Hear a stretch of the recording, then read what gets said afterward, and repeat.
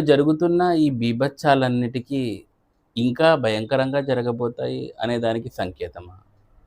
లేదంటే తానున్నాను అనే హామీ ఇస్తున్నానని భక్తులకు ధైర్యం చెప్పడానికి అలా కళ్ళు తెరిచాడా? అనేది భక్తులు ఆలోచించాల్సుంది.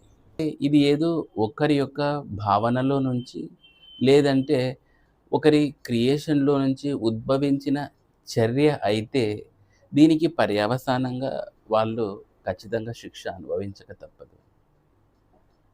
ఒకవేళ లేదు, ఇది నిజంగా జరిగిందంటే, మనము ఈ కోణంలో ఇందాక చెప్పిన కోణంలో కూడా మనము ఆలోచించాల్సుంటుంది.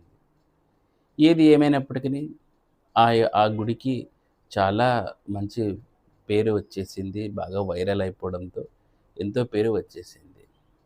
ప్రకారం అవి ఎందుకో కొంచెం విభూది రేఖల్లాగా కనిపిస్తున్నాయి. చాలామంది భక్తులు కూడా